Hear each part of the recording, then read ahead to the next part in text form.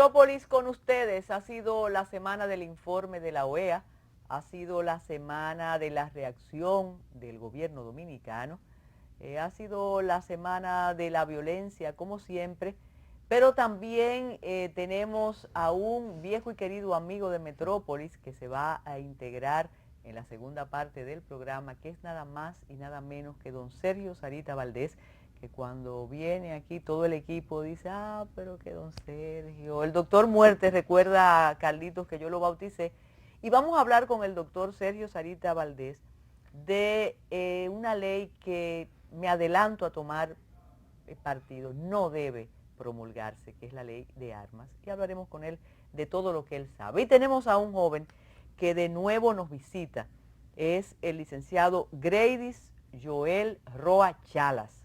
Siempre menciono el Chalas porque usted dice que a su madre le gusta que usted diga Chalas, y es verdad. Así es. Y esta vez, desde el Observatorio Político Dominicano, nos trae la más reciente investigación y tiene que ver con la aplicación de la Ley de Desarrollo Fronterizo.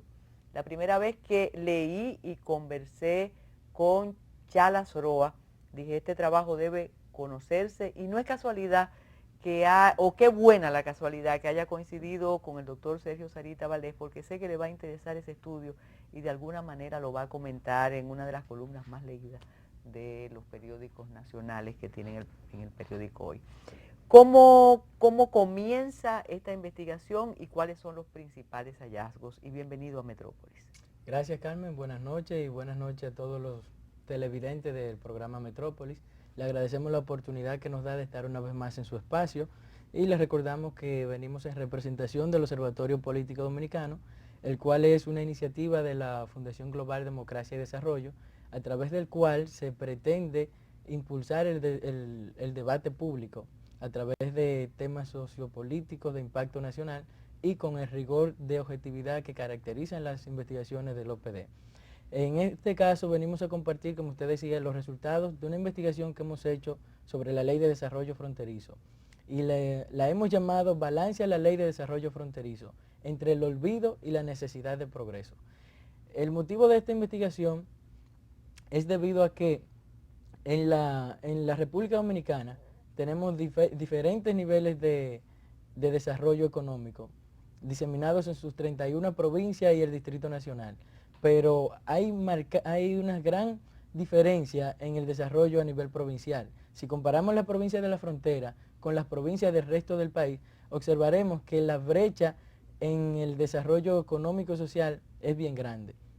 Y las estadísticas muestran que la frontera es la parte más pobre del país. El gráfico que se muestra en pantalla indica que todavía en pleno siglo XXI, el 53% de los hogares de la frontera todavía utiliza letrina, mientras que el 17% de esos hogares ni siquiera letrina tiene, ningún tipo de servicio sanitario. ¿El cuánto por El ciento? 17% de los hogares y viviendas de la zona fronteriza. Cuando usted habla de zona fronteriza, ¿a cuáles provincias usted se refiere? Sí, la Ley de Desarrollo Fronterizo abarca las provincias Pedernales, Independencia, Elías Piña, Bauruco, Dajabón, Montecristi y Santiago Rodríguez. Esas 7 provincias son las que se benefician de la Ley de Desarrollo Fronterizo, la cual fue promulgada en el 2001 por el Congreso Nacional con el objetivo de impulsar el desarrollo en la frontera. Para ello, se hace una exoneración del pago de impuestos internos para todo tipo de empresa permitida en el país que se instale en la frontera durante un periodo de 20 años. Entonces, en 14 años de vigencia que tiene la ley, encontramos que los resultados no han sido lo que se esperaba. Ciertamente ha impulsado el desarrollo de la frontera, pero ha quedado por debajo. ¿Por qué? Si es tan seductora, tan prometedora para quien invierte, le ofrece tantas facilidades al inversionista. Sí, la ley se ve muy prometedora y brinda ciertas facilidades que cualquier empresario, pensamos nosotros, debería ir a invertir allá. Sin embargo, esta ley ha sido objeto de un gran debate y ha tenido que enfrentar ciertos obstáculos porque una parte del sector privado, principalmente encabezado por la AIRD, en varias ocasiones ha levantado recursos de amparo en contra de la ley, ya que ellos sostienen que impulsa una competencia desleal y que está dañando, que va en detrimento de empresas que ya están en el país y que pagan al fisco. Sin embargo, pero escúchame, ¿por qué competencia desleal si son empresas que se van a instalar en la zona fronteriza? Sí, las otras no. Exacto. En la investigación que hicimos, conseguimos la opinión de Sara Burgos, quien es una de las directivas de la ARD, y ellos sostienen que impulsan una competencia desleal porque esas empresas que están instaladas en la frontera no tienen que pagar ningún tipo de impuesto y al no pagar impuestos podrán vender sus productos a un precio más bajo. Ahora bien, en nuestra investigación hemos buscado la opinión de todos los sectores, también del sector que se beneficia y también del sector público encabezado por los senadores y por los senadores de las provincias. Entonces, nosotros concluimos en que la ley no impulsa una competencia desleal, puesto que la ley está abierta para todos. Dice que todo tipo de empresa que se instale en la frontera no está beneficiando a un grupo de empresarios específicamente. Al contrario, creo que deberíamos aplaudir a los empresarios que toman la disposición de irse a instalar en la frontera, porque el costo de instalarse en la frontera es bien alto y el costo del transporte también es muy elevado. ¿Qué significan estas cifras de Montecristi, Santiago Rodríguez, Elías Piña, Pedernales, Dajabón, Baraúco e Independencia? Quiero decir, ¿qué tipo de empleos o qué tipo de empresas produce esa cantidad de empleos? Sí, ahí se muestra la cantidad de empleos por provincia. En total se ha generado unos 9.774 empleos directos a estas empresas. Se observa que hay una distribución asimétrica en los empleos, siendo Montecristi la provincia que más empleos tiene, con el 43% del total, seguido de Santiago Rodríguez. Mientras que en la parte sur de la frontera, vemos que los resultados de la ley no han sido tan beneficiosos, ya que la mayoría de las empresas se han instalado en la parte norte de la frontera. Si observan la imagen en pantalla, en Bauruco apenas el 3%, Bauruco se ha beneficiado apenas del 3% del total de los empleos directos que ha propiciado esta ley. ¿Qué tipo de empresas? En su mayoría son empresas agroindustriales. Tenemos una imagen por ahí donde se observa que la mayoría de las empresas son agroindustriales y luego pasan las del sector servicios y por último el sector manufacturero. La investigación pudo determinar qué tipo de mano de obra. Ah, mira, esa es la gráfica. Sí, en esa gráfica se observa que de las 95 empresas hay 54 que pertenecen al sector agroindustrial, mientras que 22 pertenecen al sector servicio y solamente 19 al manufacturero. Dentro de las agroindustriales se caracterizan las de producción agrícola, como es la producción de bananos para exportación, aguacates, entre otras. En el área de servicios se encuentran principalmente algunos de servicio turístico y también de servicios de telecomunicaciones, como emisoras de radio y también canales de televisión. Los empleos generados benefician a dominicanos, a dominico-haitianos, cruzan de la frontera. ¿Eso se pudo determinar en la investigación? Sí, la investigación también buscó ese resultado y se observa que del total de los empleos, el 74% de ellos está siendo ocupado por ciudadanos dominicanos, mientras que el 26% restante por mano de obra extranjera. La mayoría de ellos... ¿Residentes aquí o cruzan? Residentes acá, que están en esas provincias. La mayoría de ellos encabezados por ciudadanos haitianos y también hay una gran parte, una parte de esos extranjeros que se benefician de empleos que son traídos por empresarios desde sus países de origen para que operen ciertas maquinarias, ya que muchas de las empresas que se han instalado en la frontera vienen con inversión extranjera. Ellos en ocasiones traen a sus propios maquinistas para que operen algunas maquinarias, pero el 74% de los empleos de esos 9.774 está siendo beneficiado para dominicanos. ¿Cuál de las provincias tiene la peor condición? La peor condición la tiene Elías Piña en cuanto a características de pobreza, pero en cuanto a en características de pobreza y en cuanto a cantidad de empresas que se han instalado bajo el amparo de la ley. Solamente hay 2 empresas en Elías Piña que se han parado bajo el amparo de esta ley, pero en cuanto a empleos, esta no es Elías Piña la que menos empleos tiene, sino Independencia. La provincia de Independencia solamente tiene 202 empleos que ha recibido bajo el amparo de la ley 2801, lo cual representa apenas el 2% de esa cantidad de empleos. Igualmente Bauruco con solamente el 3%, mientras que en el otro extremo, Montecristi y Santiago Rodríguez son las que más se han beneficiado de la creación de empleos por esta ley. ¿Qué piensa hacer el Observatorio Político Dominicano, Funglode, con esta investigación? ¿Se van a hacer actividades para darla a conocer al público? Cualquier persona interesada puede ir a la biblioteca de Funglode y encontrar el resultado. ¿Hay una página? ¿Cómo hacemos? Sí, esta investigación está abierta para todo el público, tanto dominicano como extranjero, con solamente accesar a nuestra página web, que es www.opd.org. Ahí nos podrán encontrar. Y también tenemos planificado hacer el lanzamiento de un cuadernillo oficial, al cual les vamos a extender una invitación formal a usted y a los sectores, a los representantes de los sectores involucrados, para que se den cita allá.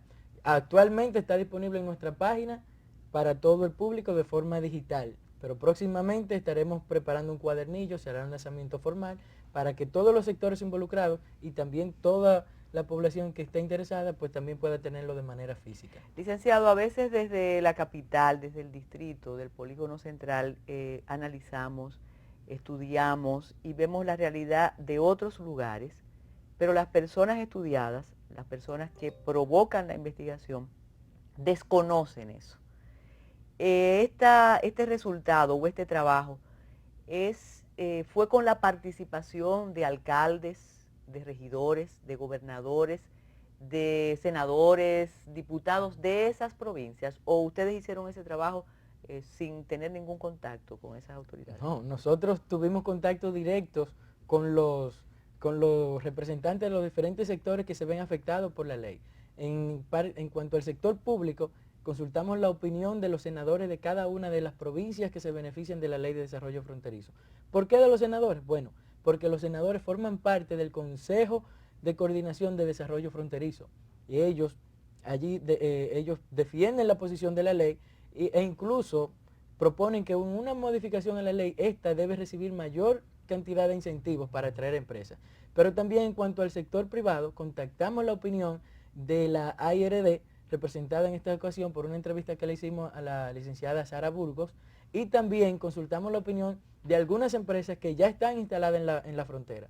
Escuchamos sus testimonios y todos estos testimonios de los diferentes sectores están en la investigación que usted, accediendo a nuestra página web del Observatorio Político Dominicano, podrá leerla por completo, la opinión de los diferentes sectores, porque nosotros para esta investigación hacemos nuestras propias conclusiones, pero luego de haber consultado la opinión de cada uno de los sectores involucrados, y llegamos a conclusiones de manera objetiva, sin parcializarnos hacia ningún lado, sino hacia la realidad.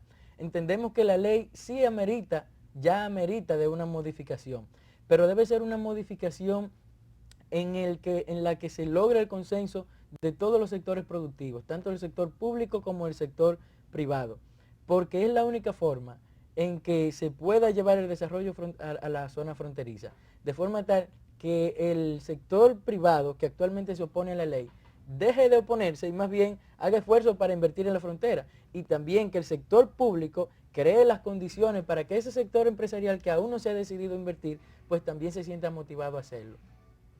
Muchísimas gracias, Grady Roa Chalas.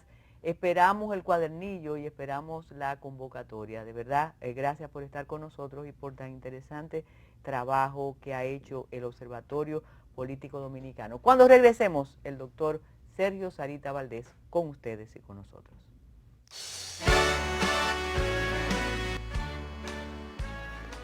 Doctor Sarita, yo sé que usted conoce las propiedades de las frutas y más de frutas como esa que tenemos ahí, que es un regalo de un amigo común, de Domingo Contreras. Sí. Yo iba a decir un muchacho, pero es que lo conocimos desde jovencito. Y Domingo Contreras, la verdad que ha sido un militante incansable, sí, a pesar de los avatares, igual que usted, y él se mantiene y ahora tiene aspiraciones de ser alcalde. Trabajador de jabón. Sí. y ecologista antes que se inventara eso. Y esos mangos siempre nos lo manda para el equipo del Matutino Alternativo, así que ustedes los olerán y yo me los tengo que llevar. Muchas gracias, Domingo Contreras, de verdad que ha sido parte desde que era un imberbe de Metrópolis. De usted no puedo decir que desde que era un imberbe, sino siempre. Con usted siempre hay muchos temas, pero en uno de sus artículos, usted que trata de ser siempre cauto y sensato, le noté una preocupación real y casi cuando uno clama en el desierto y teme que no lo escuchen. Se trata de este proyecto de ley que es aquí entre nosotros, a mí me parece mostrenco y peligroso. Y usted además menciona las estadísticas y algo que para todas las personas que hemos trabajado hace un tiempo en el ámbito judicial y del Ministerio Público, es tan familiar como el lengua de mime se ha sustituido por el disparo alevoso sin consecuencias. ¿Cuál es su preocupación con este proyecto de ley que tiene tantos adeptos, doctor Sergio Sarita Valdés? Sí, desgraciadamente, mi grata, querida, apreciada y valorada Carmen, mi compueblana, provinciana, el tema de las armas de fuego es un tema que va de la mano con su efecto y su inductor, que es la violencia, que en grande es la guerra, que es lo que nosotros día a día venimos mirando, como se hablaría en música, en crescendo, y que uno desea, ansía que llegue al punto máximo, que haga meseta y empiece a descender. Y cuando de repente uno ve a alguien atizando la candela, soplando para que haya más fuego, dándole más ingredientes para que la gente aumente la capacidad de violencia, la capacidad de agredir, la capacidad para matar, entonces uno dice hay que acentuar, hay que reforzar la lucha en contra de, porque son fuerzas opuestas, una que quieren la destrucción y otra que luchan por la construcción, los opuestos. Mira, hay un caso muy dramático que a mí me tocó en lo más profundo de mi ser. Hay un colega que fue presidente de lo que hoy es el Colegio Médico Dominicano. Su hijo sale con unos amigos, ¿cómo salen los jóvenes? A divertirse sanamente. De repente, en el lugar donde están, se arma una balacera y lo matan. Óyeme, esa familia no se ha podido reconstruir otra vez el trauma que esa madre y ese padre sufrieron con la ida de ese muchacho a quien yo conocí. Eso no tiene remedio. Tendrá algún alivio en el área de cicatrizar, pero una vida cuando se pierde de esa manera es que no hay manera, no hay vuelta atrás. Y todos los días del año yo bajo religiosamente a las 7 en punto de la mañana, usted me encuentra a mí en patología forense contabilizando los muertos. Y la inmensa mayoría son jovencitos y ahora agregamos mujeres y muchas veces agregamos familia. El hombre que mata a la mujer mata al hijo y después se mata a él. Esas tragedias es una variante que están ocurriendo por la facilidad con que se tiene y se adquiere un arma de fuego. Porque cuando usted se pone a pensar, ¿qué tan fácil sería, por ejemplo, un señor buscar una soga para empezar a colgar uno a uno la familia? Le toma, hay hasta lucha, ¿no? Probablemente no lo consiga con facilidad. Puede ahorcar a uno, pero los otros se escapan. Lógico, porque la defensa personal, la lucha. Disparo. Pero con un arma de fuego, solamente apreté el gatillo. Pam, pam, pam, pam. Y arrepentir delante del cadáver. Entonces, nosotros que somos amantes eternos de la paz, que le somos fieles y que aspiramos a que hijos, nietos, bisnietos y próximas generaciones encuentren un ambiente mejor que el que nosotros encontramos. No podemos nosotros hacernos de la vista gorda ni ser indiferentes ante un proyecto que tiende a facilitar a que la gente pueda adquirir un instrumento de muerte. Es más, si usted ve países desarrollados y países donde lo legal es tan fuerte, mire la gran preocupación que hay en los Estados Unidos, porque en su constitución está establecido que un ciudadano puede tener en su casa, óigame, un arsenal de armas de las que quiera. Y por eso la facilidad con que sale con una metralleta, sale con un fusil automático y se mete a una iglesia y mata, o sale a la calle y empieza a disparar a mansalva. Ese tipo de situación que preocupa al presidente de los Estados Unidos, que se siente impotente ante una violencia que la sociedad entera rechaza, pero que los lobistas de la industria de las armas saben mantenerla apoyándose en que eso está en su constitución y que ese derecho no se lo van a quitar y que esa ley no se le va a modificar. Nosotros ahora estamos aspirando a seguir los pasos de aquello que en Estados Unidos se ha visto a largo plazo, lo dañino que es para su sociedad. No, tenemos necesariamente que oponernos y ojalá pudiéramos nosotros poder invertir la temática y decir una ley para el desarme universal, una ley no como el decreto de San Fernando, digamos, del primer gobierno azul de Meriño, y que Lili se encargó de hacerlo cumplir, pero sí una ley que reduzca a la mínima expresión el porte y la tenencia de arma de fuego.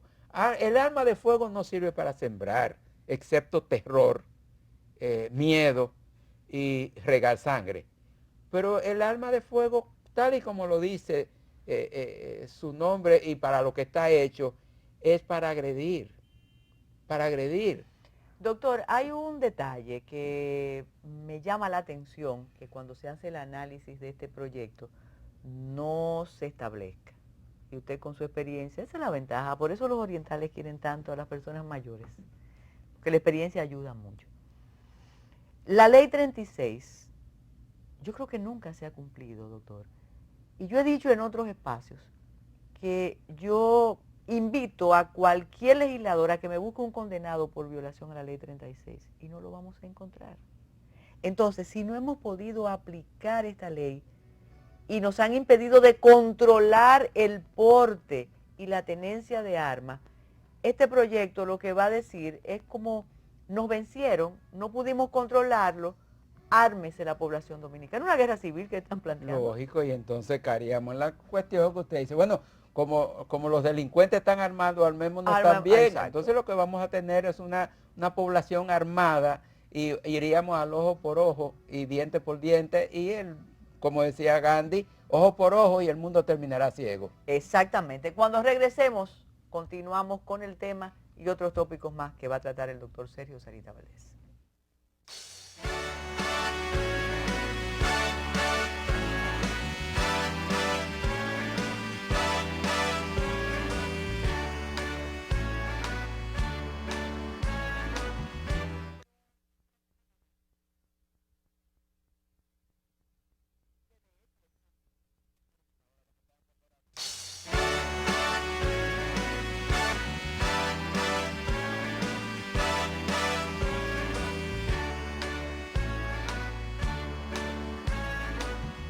El día de hoy, el secretario general de la Organización de Estados Americanos, OEA, presentó ante el Consejo Permanente de esa organización el informe de una misión técnica de observación que visitó a la República Dominicana y a la República de Haití.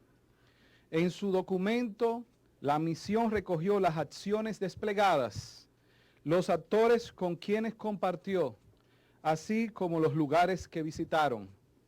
Al concluir, la misión de la OEA hace una serie de observaciones y recomendaciones.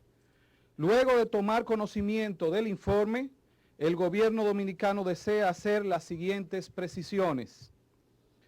Reconocer la labor técnica realizada por el equipo de la misión de la OEA, en el sentido de haber escuchado a todos los sectores involucrados en la situación migratoria de la República Dominicana y haber descrito en el informe las diferentes opiniones y posiciones.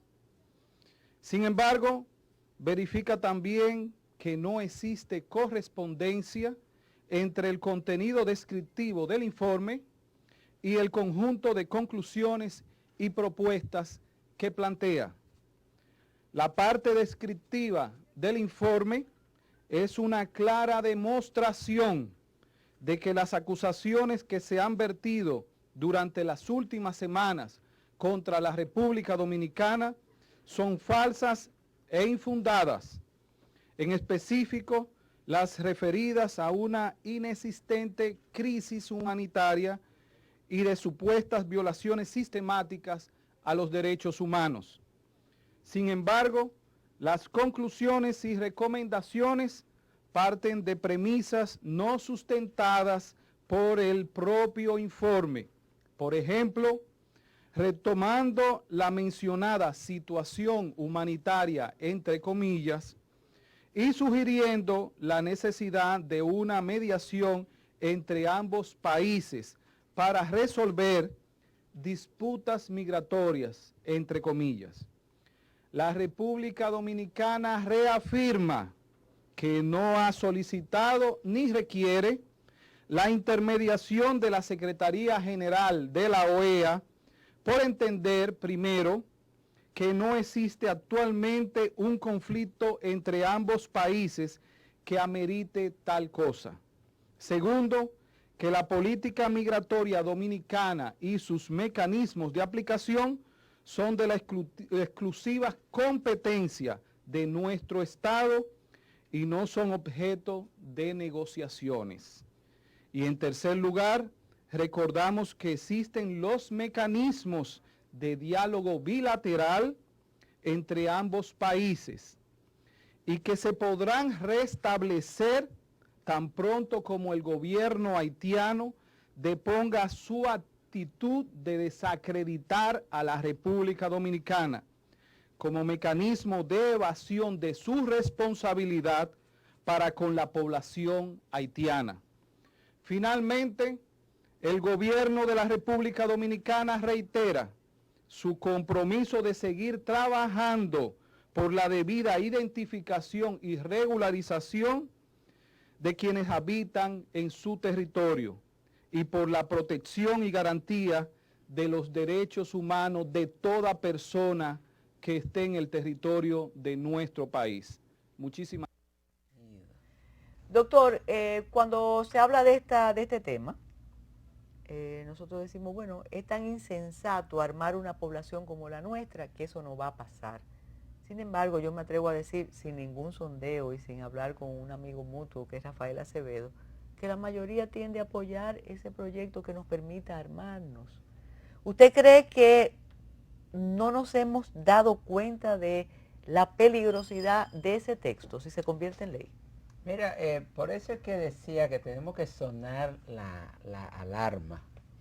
Y es una alarma como la que tienen los bomberos, es una alarma de fuego, que se oiga bien en toda la ciudad, en el país entero, para que nos despertemos si es que estamos dormidos, porque hay el peligro de tratar de estimular algo que hay guardado en la psiquis del dominicano. ¿A qué yo me refiero? Mira, en el año 1980 81, 82 y todavía hasta el 94, en todas las campañas que hacía el PLD cuando ni siquiera soñábamos con ser gobierno, a nosotros nos tocó supervisar los trabajos de la línea noroeste. Y usted iba, por ejemplo, a Santiago Rodríguez, a Dajabón, a Montecristi, y buscábamos personas que se integraran a la campaña del PLD. Le pedían un arma. ¿Cómo lo adivina? Somos dos sociólogos frustrados nosotros. Yo todo lo que quiero es que me consigan una pistola, porque es la aspiración mayor. Y me contaba mi querido, recordado y difunto suegro, que murió de 104 años. Me dice que cuando él iba a sacar cédula por primera vez, él fue a donde un fotógrafo y fue con una cuestión, una cartuchera llena de tiros a los estilos mexicanos, al estilo vaquero del oeste. Y el fotógrafo en Santiago le dijo, quítese eso. Usted tiene que aparecer como un joven sano, no un tipo de guerrilla, de elementos montoneros. Y lo obligó a quitarse como se dice, la canana y la cartuchera, porque iba a retratarse a los vaqueros. Es decir, fíjense que en la psiquis del dominicano yo digo que como todos que un arma tenemos da poder. un guardia atravesado en la garganta, como aquello de Borges. Así es. Es verdad, queremos eso, queremos el hierro. Entonces tenemos que trabajar y luchar para quitar que ese instinto se exprese y entonces nos tornemos en unos seres abiertamente violentos. Yo pienso que hay que suprimir el violento y estimular el desarrollo del Pacífico. Es decir, tenemos un espacio y ese espacio tenemos que compartirlo en paz. Es decir, tiene que haber un espacio para Carmen Inver, un espacio para Sergio Sarita, para el otro y para el otro. Tenemos que convivir. En cambio, si nos armamos, lo que va a ocurrir es que Carmen viene con el arma y me dice, quítate de ahí. Exacto. Y si no te quitas, te quito. Y yo te digo, ok, quítame. Y ahí ya se armó. Y lo más probable es que nos quitemos los dos. Doctor, mire, parece mentira, pero en lugar de regular el porte y la tenencia de armas con lo que tenemos, estamos permitiendo la adquisición libre de armas prácticamente. De eso porque ha sido una impotencia, no hemos podido regular el porte y la tenencia de armas. Cualquiera tiene un arma aquí. Eso es un fracaso. Entonces estamos legitimando eso. Es como diciendo, miren, nosotros somos impotentes y como somos impotentes... Legitimemos la violencia. Sí, legitimemos la violencia. No nos podemos entregar, la solución no es esa. Y la muestra está que distinto a lo que piensa mucha gente, a veces le toman a usted como tratando de hacer un sofisma, diciendo, bueno, ¿y qué pasó con la ley seca en los Estados Unidos por los años 30? ¿Y qué pasó con los de Al Capone y con estas cuestiones, con el tráfico de las bebidas alcohólicas? Que digo, bueno, fíjese lo que sucede. Si usted, cuando tiene el rol de guiar la sociedad, dice que usted no la puede guiar y que se lance todo el mundo, usted está apoyando el desorden, usted está apoyando la anarquía, el caos. No es de eso de lo que se trata.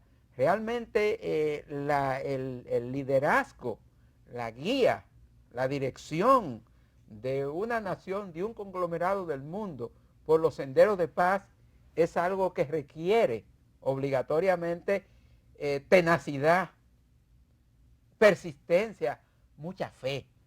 Doctor, y cuando hablaba de una ratificación de la impotencia, de que no pudimos, y ahí vemos tantas armas, usted debe recordar perfectamente aquel dominicano que tuvo aquella principalía de cambiar, Mateo, sí. Que incluso en una de las premiaciones de la Fundación Brugal cree en su gente, a él lo reconocieron, sí. Y él cambiaba armas por juguetes. Sí. De modo que todo eso ha sido obviado y nos van a dar armas por doquier ahora. Entonces, reitero, ha sido una derrota de la regulación del porte y la tenencia de armas. Pero... Y otro detalle, espérese, la comisión, alguna comisión de la Cámara de Diputados o del Senado, ¿lo ha llamado usted para que usted ofrezca las estadísticas? No, porque, mire Carmen, ¿qué es lo que sucede? No nos engañemos, No nos engañemos. Usted tiene diputados, usted tiene senadores, usted tiene alcaldes, usted tiene regidores. Carmen, ese PLD que nació como un proyecto para cambiar la forma de hacer política y la definición de política, porque vos tenías una definición a lo Martí, a lo Hostos, o positivista, eso ha cambiado. Ha cambiado en el sentido de que ahora para usted ser senadora, para usted ser diputado y ser síndica, usted tiene que buscar unos millones. Y ahí es donde entra el asunto del lobbying, del hombre del maletín, que viene porque quiere establecer la empresa, el negocio de la importación de armas y la venta. Y eso está. Entonces usted no quiere nos decir engañemos. que quien promueve y apoya este proyecto porque quiere vender armas. O convertirse en socio de quienes se lucran de ese negocio que trabaja con la sangre y con la violencia. Hacemos otra pausa y vamos a hablar de violencia de nuevo.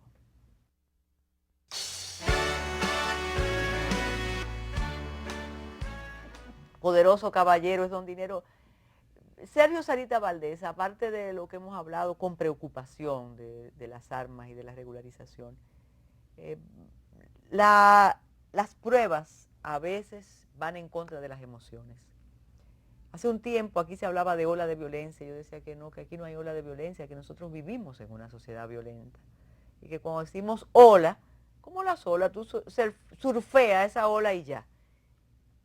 La percepción se adecúa a la realidad, vivimos en una sociedad más violenta que antes o proporcionalmente es la misma sociedad del colín y de yo te mato si tú me deshonras. No. Los niveles de violencia han subido en cantidad y en calidad, porque de hechos aislados que ocurrían en aquellas fiestas campestres, o de que el compadre se peleó con sutano, ahora el país ya no es rural, ya no es un país agrícola, es un país mayormente urbano. Y esas bandas y esos grupos y esos barrios y esas zonas periféricas que viven en condiciones que son un caldo de cultivo para todo tipo de delincuencia. La violencia es permanente, usted tiene violencia en la palabra, violencia en la música, violencia en el colmadón, violencia en la esquina, violencia en los grupos, violencia en el hogar, violencia por doquier. Violencia por doquier. Y usted ve que nuestra forma de conducirnos es una forma de imposición, la del más fuerte.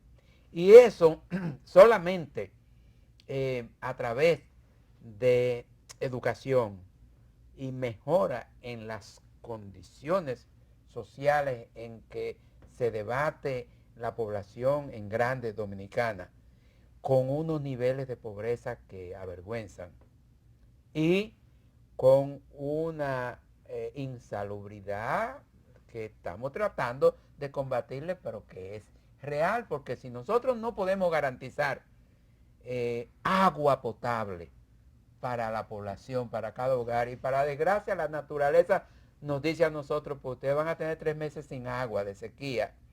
Eso ya de por sí implica que la higiene se torna en un mito. En una casa donde no hay agua, hay enfermedad. Pero, lógicamente, porque usted no puede cumplir con la regla número 1, que es asearse las manos antes de ingerir o tocar los alimentos, o cada vez que va al sanitario. Pero ¿cómo descarga el sanitario si no tiene agua?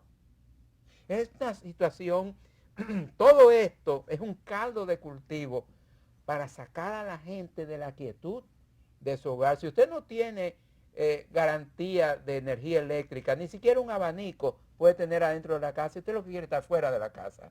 Fuera de la casa, los niños, las niñas, los jóvenes están sin control. Fíjense cómo se rompe la armonía hogareña y se facilita la calle. Y en la calle hay de todo y hay libertinaje. Entonces ahí viene la asociación y ahí viene lo que no puedo hacer en mi casa o que no me están mirando, que es oler, que es estimularse, que es drogarse, que es hacer cosas que bajo condiciones normales y visibles no la puede hacer. Un gran apagón promueve el robo, el asalto, la violación.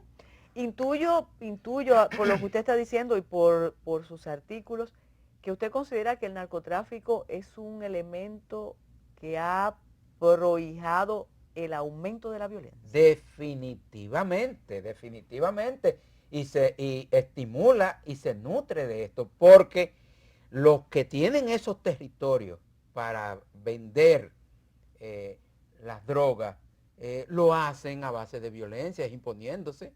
Son grupos que se imponen, que tienen marcado ya sus áreas de influencia y de dominio. Y esas bandas se pelean, se pelean y muchas veces hay víctimas. Por la esquina. Lógico, hay puntos de droga, puntos de venta, puntos de intercambio. Y entonces nos cogió lo tarde, como dirían en el Cibao, para controlar eso en los barrios, en las provincias, en los municipios. Sí, pero no nos podemos dar por vencida. Esto es lo que nos dice a nosotros, que tenemos que redoblar el esfuerzo de la lucha, porque a la larga esa lucha se gana. Va a ser más costosa, va a ser más dolorosa, va a ser más larga, pero a largo plazo Colombia lo logró. Se gana, sí, y el mundo. Es que no es verdad que el mundo puede vivir eternamente en una guerra, en una violencia. El mundo aspira a la paz y hay algo muy importante que no olvidar. Hay más buenos que malos. Sí, yo creo eso. Y a la larga, los buenos se van a imponer sobre los malos. Lo que pasa es que los malos hacen mucho ruido y mucho daño, son como el relámpago. Tiene un efecto fugaz y momentáneo, pero los buenos son como un sol, tarda en salir, pero cuando sale se hace intenso, se hace inmenso y termina iluminando el universo entero. Salió el poeta. Déjeme preguntarle a propósito del tema. De modo que intuyo que usted no sería partícipe de la legalización de las drogas. No. De ninguna manera. ¿Por qué? De ninguna manera, porque, mire, pongamos el caso del cigarrillo. negocio. A mí no me gusta decir de las drogas, del negocio. No, de ninguna manera. Soy un oponente consciente, un opositor consciente, porque yo vivo día a día. Recuerde que yo soy patólogo. Por eso quiero saber. Yo tengo que diariamente enfrentar con dolor los casos que nos llegan a nosotros al área de patología, de personas diagnosticadas por primera vez de un cáncer. Y nosotros sabemos que el cáncer de pulmón, nosotros sabemos que el cáncer de la garganta, que el cáncer de la laringe, que el cáncer de la vejiga. Nicotina. Cigarrillo. El cigarrillo es el causante, pero no solamente. Pero es legal. Entonces vamos a agregar otros matadores, legalizarlo. No, ojalá que nosotros pudiéramos conseguir que nadie fume. Mire, ya se consiguió que el Ministerio de Salud Pública emita una ordenanza que alrededor de todos los hospitales del Estado no se puede fumar. No es dentro nomás, es ahí en el entorno, ahí en el perímetro donde está alrededor del hospital, en los terrenos, no se puede fumar. No fumar. Y usted ve, por ejemplo, usted que como este servidor vuelan con frecuencia, ve que en territorios norteamericanos, en los aviones y para Europa no se fuma. No, ya es de manera drástica. Todavía hace 5 años había lugares para fumar en algunos aeropuertos. Ya eso está proscrito. Entonces, ya eso es parte del gane en esta lucha contra el tabaquismo. Y lo mismo tenemos que hacer con el tema de las drogas, de las armas de fuego en este caso. Que las armas de fuego van a ser utilizadas por los de la droga y van a ser utilizadas por esos grupos y también van a ser utilizadas por todo el que está desquiciado, que entiende que solamente a través de la violencia impone sus criterios. Doctor, pero algunos dicen que la marihuana hace menos daño que el cigarrillo y que el cigarrillo está legalizado y la marihuana no. Bueno, ahora viene usted y me va a decir a mí que un veneno es más suave que otro y que por tanto el que es más suave se puede permitir. No, eso es un sofisma que tenemos que combatirlo. Son más los efectos dañinos que los efectos benéficos. Lo que pasa es que a veces al declararnos impotentes y ver que tanta gente quiere usar esto, pensamos ya en el negocio y en lo que nos puede dejar de impuestos y de beneficios, y eso es malo para la sociedad a largo plazo, y eso hay que combatirlo. Doctor, siempre nos agrada muchísimo tenerlo con nosotros. Muchísimas gracias y a ustedes, gracias por estar con nosotros.